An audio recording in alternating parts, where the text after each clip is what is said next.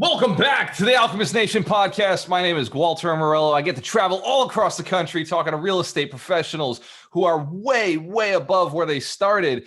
D. Stevens, welcome to the show, brother. What's happening? What's happening? Let's go. Man, you were just telling me you were going through some crazy stuff this morning. You got some big products you're working on. What do you got going on today? Right now, we linked up with the huge hedge funds. We talked about out the air a little bit, but yeah, huge hedge fund that's buying properties here in the Metro Atlanta area, and yeah, we have a big shipment going to one of the units that we're rehabbing, and one of my guys has the key because he forgot to do his emissions here in Georgia, and that's a no. So I had to go from one end of the town to the other end of town, and I'm thinking, hey, I need to meet up with G. And of course, that was a little road bump there, but we here. So I'm going to do this, then head over there to the unit and fill in for him. And then from there, jump back into the real estate investing side of things and join up with the rest of my team. So yeah, it's been a busy morning. So it's crazy. Like Blackstone is not a small little company. You know, like how does somebody get involved with a hedge fund, right? How do you get involved doing work for Blackstone? Well, yeah. So just linking up with the people that they need to support, right? So my mama told me this a long time ago, and it really didn't register. I mean, I knew what she was saying, but it didn't register, right? So she was like, if you want to get to the boss, find out who his secretary is. Find out who his secretary is. That's who he listened to. Like my executive assistant, that's who I listen to before anybody, right? Yeah. So if you want to get to the boss, the top, you got to find out who their secretary, who supports them, who do they listen to? That makes sense. Well, who a large hedge fund does not know how to manage a property. They know how to invest, read data, predictive, prescriptive analytics, stuff like that, right? Numbers, but they don't know how to manage, right? So they generally hire a management company. Find out who is the management company, then go there and add value to the management company, and then boom, you in the door, right? Because I'm telling you, most management companies have some sucky ass contractor that's generally jumping from one job to the next job to the next job, and he's not doing his work efficiently. He's missing things. I mean, it's just a lot of things that he's doing because he hasn't really built out his systems and processes within his own team. And so somebody like me who specializes in data analytics, because my background is in chemical engineering, so we processes and all that kind of stuff, it just we do that at night, right? And I sleep. So once you begin to build out systems and processes, and you can pretty much apply to any industry. And so since I started out in construction before I was an investor, we just started out a turnkey business. And it wasn't because I was trying to do it, it's just that it was just a need in the market, and I'm a business owner. I'm like, damn, I know how to do that, and I know how to do that. And I was like, we can make money doing that. So we just kind of jumped into it, man, and linked up with them, man. So we provided service to the people that they really, really rely on to make sure that they're profitable, which are the management companies. And from there, I mean, got a gig, boom, renovate all the units, seven-figure contract, we in there. So you follow the money. So at some level, you're just like, all right, these guys got money. How do I serve them? Okay, I can't get in touch with the main guy, but I can maybe get in touch with the secretary. If I can't get in touch with the secretary, I'm going to find out who the property manager is, and I'm going to just keep like every layer down, and you just follow the layer up. But you're hunting for the people who can pay, right? Like they've got the ability to pay. Oh yeah. Follow the money, man. Because I'm telling you, more money, more problems, right? And you can be looking for somebody who can service those problems for you, so you don't stress yourself out and go bald or something. You know what I mean? I hear you, D, you just said something powerful, right? Like more money, more problems. I hear people say that all the time. They're like, oh, more money, more problems. That's the reason not to get rich. But they don't understand. It's also the secret to getting rich, right? Oh yeah, that's the secret, man. You want the problems. Like I used to think, because I used to be broke, bro. But the thing is, when I was younger, because we grew up poor, I didn't even realize we were poor. I didn't, man. It wasn't until I transitioned to another high school where the people there at that high school, they weren't poor. And I'm like, oh shit, I'm broke. You know what I'm saying? You don't realize it until you meet another group of people that's in a different demographic, right? Yeah. And so just being able to, man, I'm telling you, dude, make that shift, make the connection. That's what it's huge. So which one did you get into first? Was it construction or was it real estate? Like as an investor, which one pulled you first? Like from your chemical engineering job to jumping into this business? Well, one of the things we talked about is like what's my thing, right? My thing is I like to win and I'm aggressive at it. Anything I do, I want to be all in it. I mean, just go for it, right? So I was really good at mathematics and science and stuff like that. And so I thought, because I was really good at it, that's what I'm supposed to do. Obviously, now you already know, you laughing. So, just because you're good at something don't mean you need to be doing it, right? Yeah. So I got accepted to Georgia Tech for chemical engineering. It went well. And then I worked at a nuclear power plant and I realized, oh my God, this is not what I want to do. I wasn't all in, bro. Yeah. And the thing is, they was like, look, just finish up your degree. You're going to get a big paying job, nice office in the chemistry department. Do whatever you want. They literally let me do whatever I want. Even as a student at Georgia Tech, paying me top dollar more than most grown folks make. And my heart wasn't in it, bro. I couldn't be all in on it. So I had to tell them, like, look, this ain't it. And it took me a long time for me to tell my parents, like, look, I ain't going to Georgia Tech no more. You know what I'm saying? You know what I mean? Because ever since I was a kid, I was like, yeah, that's what I want to do. Until I actually did it, right? Then from there, met up with a couple of people, started out in construction, and I loved it. But how can I tell my mom, who's a professor, hey, I want to go fix toilets? You know what I'm saying? Because that's how she hears it, right? That's how she hears it, right? She doesn't hear the, hey, mom, I'm gonna be an entrepreneur, I'm gonna start a business and do construction. No, she said, so my son want to go from doing this to fixing toilets. What? You know what I'm saying? So just trying to, convince my parents that this was a good idea, in spite of everything, was difficult. But yeah, so I started off with home inspections and handyman stuff, like little light stuff, because I didn't really know how to do it. Because keep in mind, mine was more on college stuff. Light stuff, light fixtures, plumbing, and then from there I started to do like full renovations. And then from there, I hit a ceiling. No matter how much money I made, my profit didn't change. It actually went down. So I hit this point of diminishing returns, right? So, and I knew the guys that were making the money were the investors. I knew this. They were doing the least amount of work, man, and they were making the most money. And I'm like, I need to be that guy. I need to be that guy. I know I could be that guy, right? Yeah. And I sat down with this one guy that I was working on a project with, which ended up going horribly. Oh my God, it ended up going horribly, right? But nevertheless, he spit some game to me, G. He was like, look, man, the secret is leveraging other people's money. That's number one, right? Responsibly, right? Don't just, because some people, they're not responsible, but responsibly leveraging other people's money, being a good steward of them, and adding massive value to other people. He said, because money is in abundance. He told me this a long time ago. Money is in abundance, but high skills to get things done is not. Competency is not. Ignorance is high. Competency is low. Okay. So he said, since you have a high competency of figuring out things, even if things you just first saw, you can easily do it. Just leverage other people's money and add massive value, more value than their money's worth, and then separate from their money. And so once he told me that, I was on that journey, bro. Until like 2017, I really dove into like investing. Yep. And honestly, like I said, it's a different beast than construction or engineering, anything like that. All of it's a new problem, right? That you have to solve and figure out. And so that's how I got it, man. It was from college to like home inspections and handyman to full-fledged renovation flips and to investing. And now we're here. And so it was a long journey, but I love it, bro. And I'm all in. Yeah, I love it. Yeah, that's what we were talking about before we jumped into this, is like, that's your thing. Like, you go all into anything you do, you go all in, you're aggressive and focused. Because I'm sure you get offered every day those people who come along and they're saying, hey, by the way, like, I got this idea. Are you open to new income producing streams? You've seen that text, right? man, that's multiple times a day. I think I got like 15 calls from yesterday. People just hit me up with that stuff, man.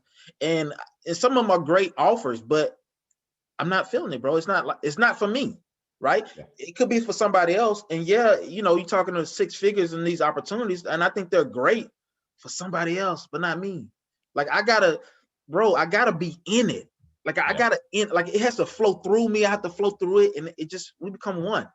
If it's not that, and how do you know? Like how many things do you do? Like in truth, like you're doing investing and you're doing construction. Like that's, it's a very simple process for you because you can't always be buying, right? Like you're buying and then you're raising capital and then you're buying and then you're raising capital. So like there's this fluctuation, but in order to do that, you've got to have something going on the side at all times, right? Like you got to have your main thing. Yeah. So what I tell people, man, you want to multiply your income first. So a lot of people that get into, say, real estate, maybe that you work a 9 to 5 or something like that.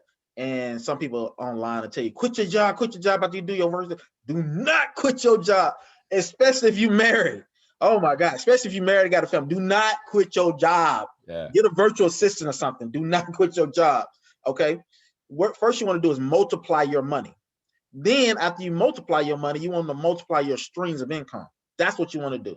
I knew no matter what, even if the investing failed, I could always fall back on construction. I had a hammer and a drill, bro, and a truck. I mean, I always knew that. So for us, you know, some of the things we do is obviously we do our own renovations. So that saves us a shit ton of money, right? That's number one. Another thing we do is we do coaching for a lot of people who want to get into coaching, figure out how to wholesale or do creative finance, right? Another thing that we do outside of just wholesaling deals and renovating, flipping deals is we actually hold deals, right? So a lot of our creative finance deals, we're putting in less than $10,000, right? Some of them you get like no money down. Once you know how to finesse this, man, it's no money down, baby. Okay, only thing you're doing when you close the deal, if you closing it, when you transferring the deed, is paying attorney fees. You know, generally most of the time those less than $2,500. You can swipe a credit card for that, right? So the income coming in from that keeps you afloat. The income from like coaching other people, consulting, it does it. So what I've done is be able to multiply my streams of income at this point, so we can buy when we want to buy and flip paper on a wholesale deal when we want to flip paper. It gives us options, because at the end of the day, it's really cycles that we look at, right? Every month you have a bill come in, whether your light, gas, water, whatever it is, car note, mortgage, rent, whatever it is, you have it come in on a cycle, right? The issue with just investing, even if you're flipping, it's going to take you a few months to flip. So the cycle is off, right? You have these bills in between, but the flip, you get these large checks on the inside, and you know you can burn through 50 bands like it's nothing, man. You know this. Gee, you know this, baby. You know it's this. Easy. Okay. So what you need is that monthly income, or that income that comes in before those other bills are due, right? So what we've been able to do is, like with certain turnkey investments, construction, remodeling, things like that, consulting, coaching other people, things like that, we were able to bring in more money before those bills hit, right? And that's all we're doing, man. It's just watching the cycle, because you're gonna have that cycle. That's why I tell people, don't quit your job because you got that $20,000 assignment fee on a wholesale deal. That's great, but I'm telling you, man, a lot of times you got so many bills you got to pay back, and marketing and all this other stuff. I'm telling you, and sometimes making too much money up front can also actually hurt you, because what happens is when you have little money, what happens when you take an L, you're talking about a $5,000 L, right? When you get a big whop of money and you get an L, now you're talking about $15,000, $20,000, $30,000 L. Woo! Woo! You got what I'm saying? It can be treacherous with that situation, right? So sometimes it's better to start off slow so you can learn and then begin to exponentially grow. So multiply your income first, keep the job, continue to wholesale, flip, whatever it is you do, then multiply your streams of income and then scale from there. Watch your cycles. I love it that one of your streams is coaching. So I'm on a mission to build 100 millionaires, and it takes two people to do that. It takes coaches and it takes agents, right? Because you got to have somebody go run the deals. You got to have somebody go and educate an investor, inspire them, motivate them. Sounds like you do that a lot. And I've seen that so many times with students as they come through and they're like, hey, I made 23,000 on my wholesale deal. And I'm like, how many have you done? They're like, this is my first one. I'm like, fuck, like this person's screwed, right? Like in their head, they're just like, you think that too? Oh my God. I know what I'm doing. I'm gonna be a coach, right? I think the same thing. I'm like, oh my God, Lord Jesus, help this child. It's better if you made $2,000 or no dollar. I lost money on that first deal. A lot of times they're making a big, large stuff change, because the thing is, you begin to believe that that's normal. Like you're gonna make that all the time. It comes this easy. It's like you got screwed right up front, because if they send that big check, if the universe is like, here's the big money right away, you're like, oh my God, it's easy. But it isn't. like you only get those a few times on a wholesale deal. Like on a flip, you can make a lot more. Yeah, but the wholesale deal, it was everything, man. Perfect. 30 days, $23,000. Like, and so he quit his job the next day. He's like, I'm out. I'm a real estate investor now. Don't do it, player. Don't do Bro, it. You need it. You need income. You need income to hold you in between the flips. I love that. I love it. In between money. That's what we like to call it. Yeah. In between money. You need that in between money. You do that.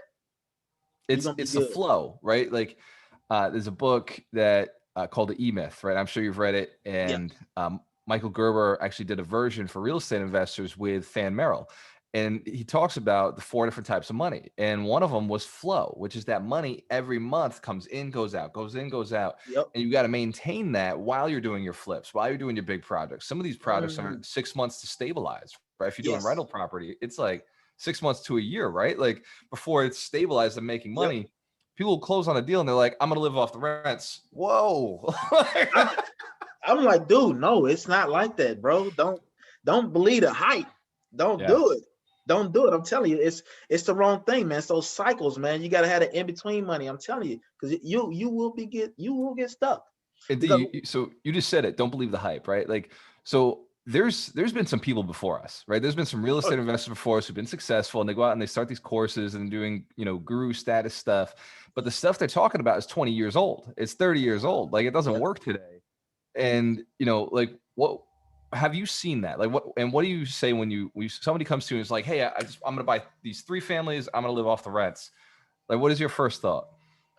First, I look at what is their plan? Like, I mean, do you really have a plan, or you just like, you saw something online and you're just going to kind of run it, right? Also, another time I asked them, are you throwing money at a wall? And most people are like, what do you mean? Because most people think because the more money I have, the better it is. I can just go buy something, yada, yada, yada. I said, but do you truly understand it? I mean, you should be able to understand what it is you're doing so clearly that you can explain it to a kid and a kid will understand it. Yeah. If you don't, you need to slow it down a little bit, which I know people don't want to hear that, right? Because it's all speed, fast. Right. Slow it down a little bit. Probably get some coaching, get some help, get an accountability partner, somebody who's a little bit more advanced than you. He or she doesn't have to be like here. It can be just here to kind of help you, don't trip up on some stuff that's coming up down that pipeline that you can't see because you've never been there. Yeah. You can't, right? So first thing I say is do one deal first. Don't go out there and buy 15 houses and try to flip them. I'm telling you, I've been there, done that, and I know a lot of people who have, because we think, hey man, we had some money, we can just do this. Let's scale. We gotta get the scale. Let's go. Scale. No foundation, just straight scale. Because you see all these people with these big teams, and I'm telling you, man, build out your foundation, get your SOPs down, the whole nine. Like for me, like one of the things I tell people, right? And the standard operating procedure, right? SOP, right? So I break it down to 3 maps to freedom, right? Because that's really what they're looking for, brother. They're looking for freedom from their job to really go out, number one, not have to worry about money, to be able to spend time with whoever it is they want to spend time with, whether it's themselves, their kids, their loved ones, whatever it is, right? So it's really 3 road maps, right?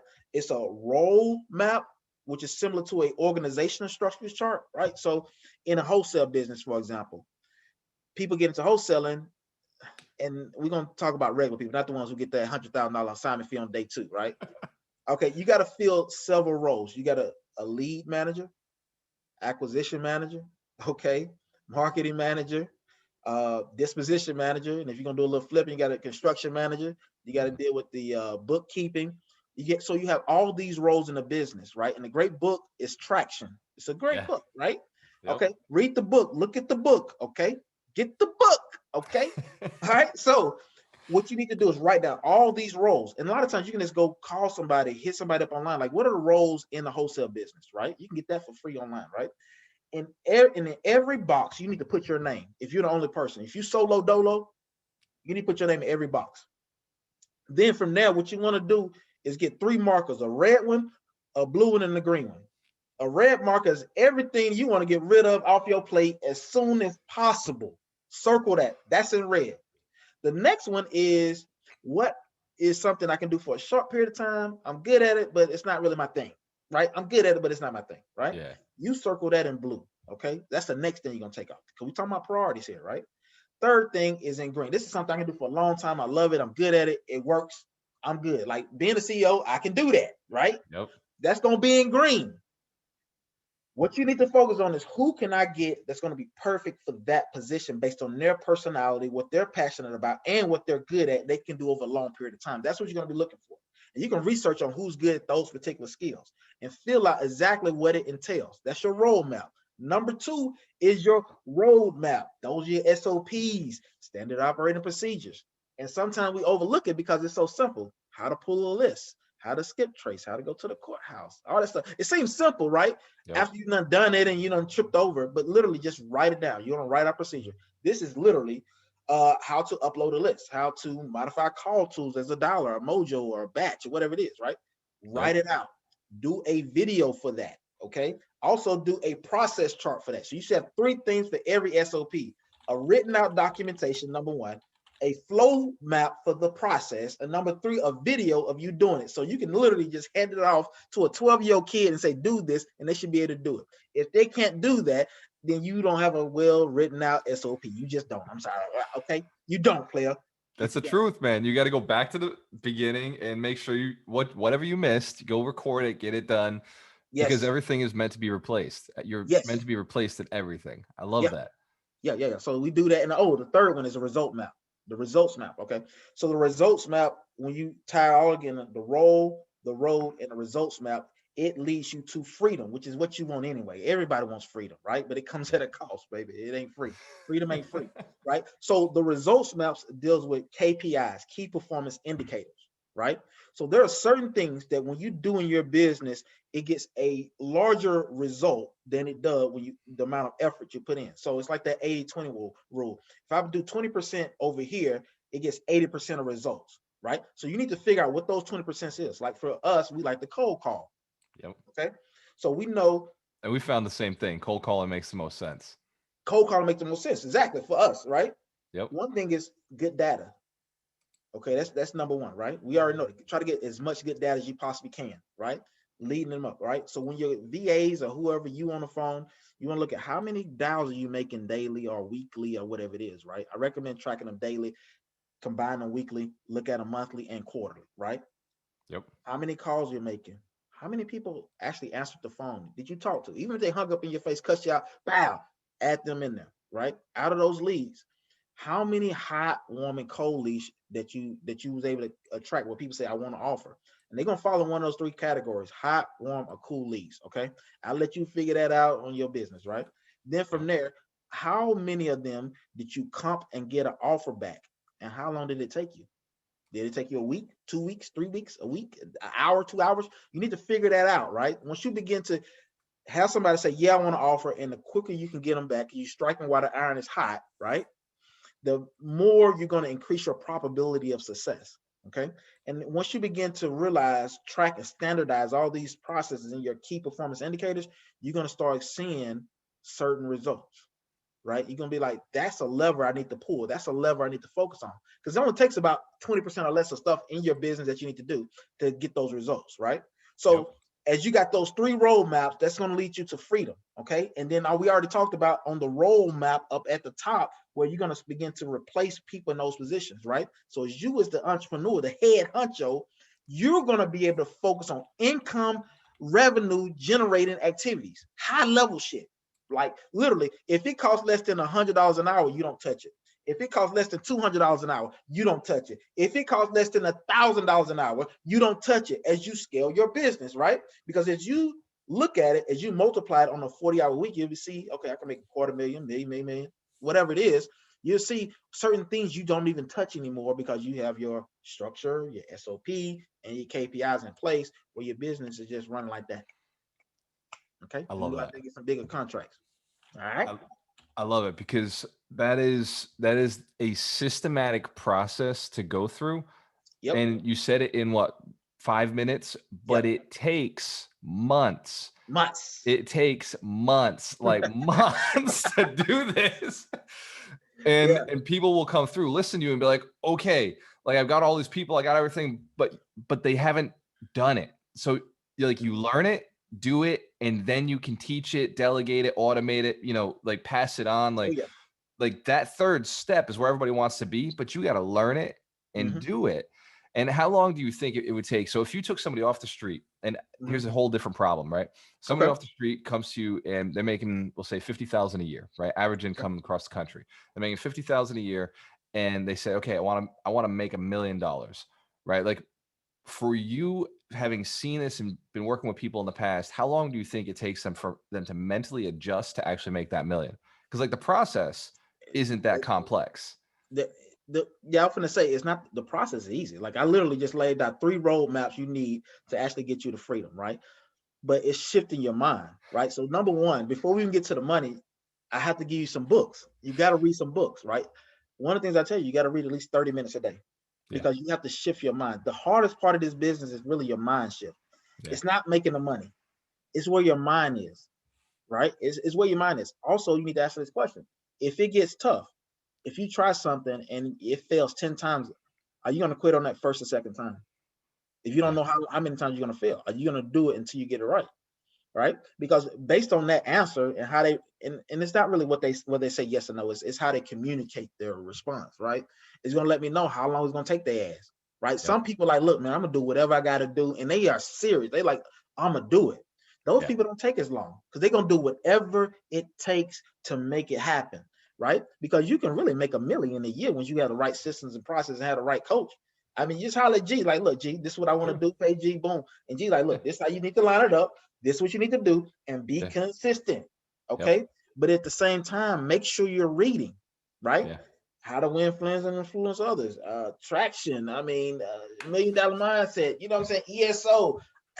7 habits of highly effective people. You need to be reading that stuff on a regular basis, because you are programming yourself to think and look at things differently, right? So once we go through that part of dealing with the mindset, the processes and stuff is way easy, right? Okay, now you're on the right track. Now we begin to dive into where you need to be and how much you need to allocate, right?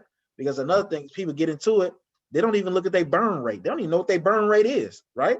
So you need to have at least 3 to 6 months of burn rate out there, right? And if you don't, then let's figure it out. How can we get that, right? One of the ways you can get that is go out and work a job and help you bring in more money, right? Or I like is fix your credit. Get it up. Get those FICO scores up, right? Let's get you a business credit card, one of them Amex Platinums, you know, a Chase Inc, Capital One Spark card. Let's get that, and let's show you how to properly leverage that so that you can maximize your opportunity in this game. So you're not having an opportunity where you got a property under contract, but you can't even spend $200 to skip trace some cash buyers. Bro, what? I mean, come on. We're in trouble. You're in trouble because you don't ran out of our money, right? But if you know how to leverage properly, you can do that. You know, it's funny. I get asked all the time, how much money should I have saved?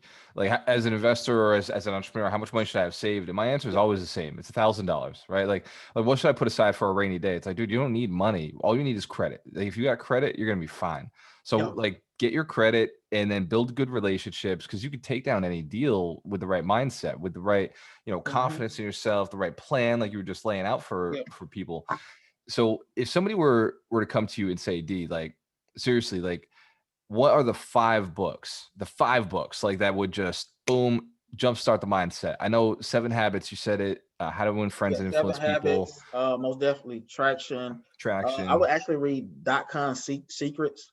Russell Brunson. Yep, Russell. I would read Rich Dad Poor Dad if you haven't read that yet. Most people start with that one, right? Yeah. You should really start with that one. I mean, honestly, you should really start with that one, right? The 4 quadrants. You really should start with that one, right? Another thing I like is the 4 disciplines of execution, which most people never heard of, right? I've read over 350 books, and you just nailed one I haven't read, so I'm like, you want to read that, because what it does is it sets up a systematic way so you and your team can effectively approach certain wildly important goals in your business, right? And most people think about, I want to make a whole lot of money, right? Well, most businesses, that's not even their first focus. Their first focus is, how do I streamline my process? How do I increase customer service, right? But when you start now, understand that the key is making money, right? But I'm telling you, there's other things in there where you're missing money, right? Yeah. Like one of the things I knew is that I needed someone to spend more time with the sellers. Yep. I literally hired somebody. Guess Deep what? relationship building, right? Deep Yeah, relationship building. deep relationship building. I'm talking about before, during, and even after the transaction. Because most people after the transaction, they're like, man, whatever, we out. Bro, after the transaction, they still got money. You just handed them money. Thank you. Thank you. You just handed them money. Yeah. That's your new like lender, man. Like you're about to be best friends. That's what we did. That's what we did, brother. Like, look, we literally, it was this lady, she had 5 houses, helped her sell 4. One of them we got on creative finance, got it for $76,000. We only paid $1,400, which I swiped on a credit card to close the deal, which to an attorney, right? The house is worth $130,000. Yeah. She pretty much just gave us the house just for helping us solve her problem on those other 4 properties. Awesome. Okay. That's the truth, man. Like exactly. So you hired somebody to build relationships with sellers. I've actually never heard somebody do that. Like, I teach wholesaling a lot, and I'm like, what's his name? Misha. She's a female. Yeah, Misha. She deals with that. Yes. Have you found it makes more sense to have it be a female, or is she just like you met her and you're just like this girl is amazing? Like she's a relationship builder. You remember you asked me that question a few minutes ago? If you want to make $1 million? Yeah. Mostly everybody on your team needs to be female. Yeah. Bro, I've been saying that. Like, I love that you like. I know you feel bad saying it, but I've been saying it. Like, I kind of feel bad saying that. It's no disrespect to guys, right? But you know how ego get in the way, man. Come on, bro. You know that, man. Come on, man. That's the truth. Like women trust women, men trust women. So like in sales, it's just like, hey, look, I'm gonna put a woman out there. It's just gonna be easier for me, right? Less resistance. And then women are community based. They're like, hey, how do we work together? How do we help each other? Yes. So if you want to build a business, you need a lot of women around you who are like, hey, let's help each other. Let's support each other. Let's build this. Let's grow. Community first. Because making money is about people. It's about community. Literally, I have a Zoom call with my top women in my business every single day. And they run the business. Outside of my right-hand guy, Mike. He's a guy, but he's so cold on those phones, closing them, boy. I mean, he nasty with it, brother. Right? But other than that, I mean, he kind of handles his department, but the mass majority of the business is ran by women. Literally, I'm at the top, but I mean, it's really ran by women. It's ran by women. I meet with them every day. It's to the point now they tell me what I need to do. Yeah. Well, that's how every good relationship is, D. Like, seriously, let the women tell you what you need to do. It runs smoother. So, like, you've built somebody, like I've said this before, like if you want to get really deep in sellers, like you want to really get like all the deals, you got to love the seller. You got to know your demographic. You got to like be chilling with 50 to 70-year-old people in their culture, in like what they've been through. And like, if you can't fall in love with that group of people, you can't hang out with them. You're going to spend money. That's what you're going to do. You're going to spend money on marketing. Whereas if you can really like just build deep relationships, your money is going to go so far. Every dollar you spend is going to come back to you 10 times. Well, 100 times, right? Yeah, 100 times, man. I'm telling you, man, with cold calling, it's like 100, right? Yeah. So yeah, you got to have women, bro. Honestly, I love that's the secret to $1 million. You got to have women, man. Yeah. Yeah, you got to have women.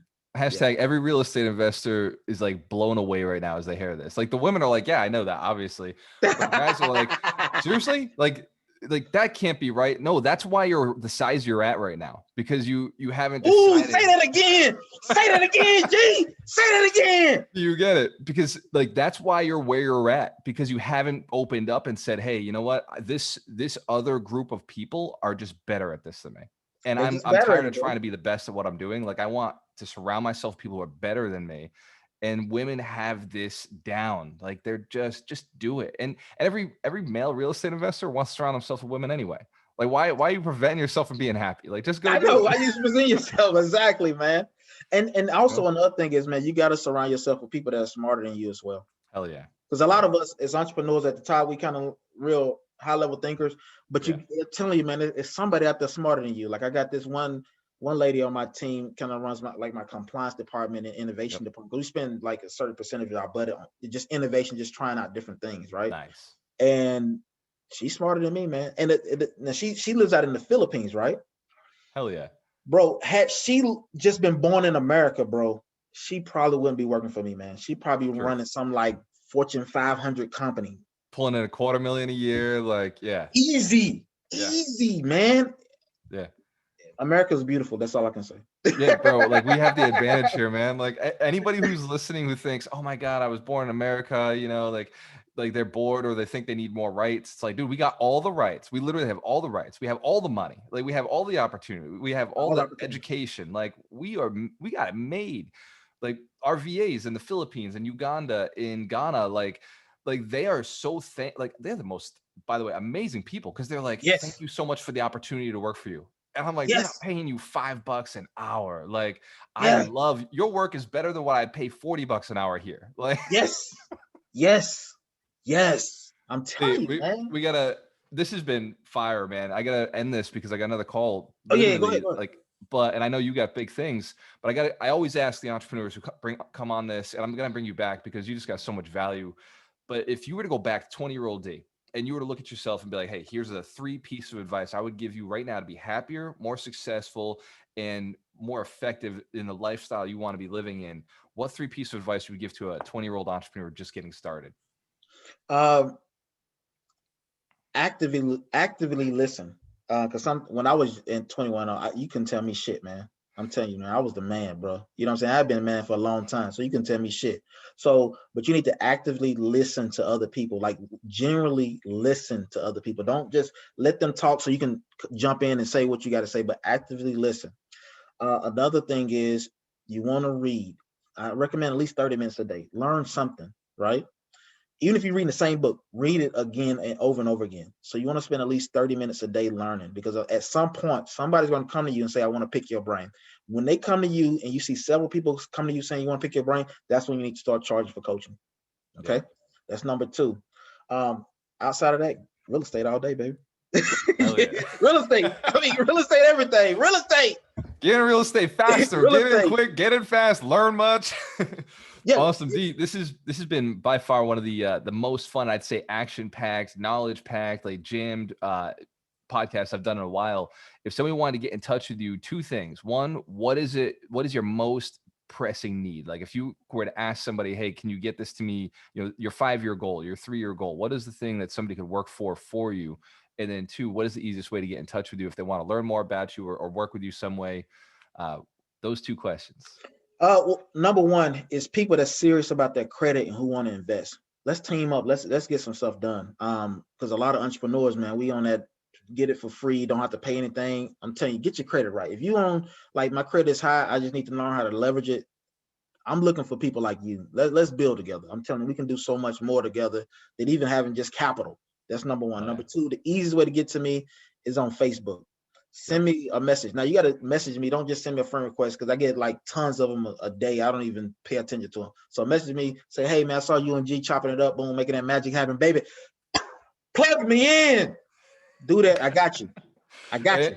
And I'll give you the advice. If you message D or you message me, don't just say hello. Like say something. Like jump 3 sentences into the future and be like, hey D, I saw this podcast. This is what I liked. How do I do this? Or hey D, I saw this is the podcast and I want to help you out. What is your most pressing need? Like just go straight for the jugulars. Let us know what your skill is, what your past is, because like we are busy, and I know like D's got a big heart just like I do, and he wants to help.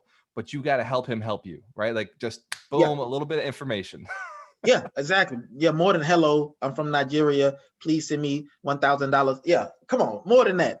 Come on. Like, hey, I'm a skip tracer. Like, what? I know. I'll skip trace for you. Come on. Get out of here. And if you could have a picture of your face, don't have a picture of like a cat. I mean, come on, man. Yeah, come on. And make it your face. Like your face, not like Denzel Washington. Like, come on, Denzel.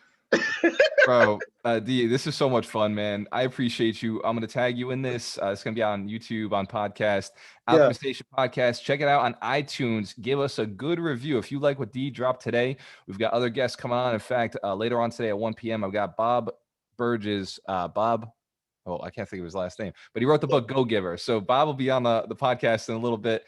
D, thank you so much. You are an alchemist. Cheers to your success. We have a choice. Always invest with the best. Thank you. All right, boss.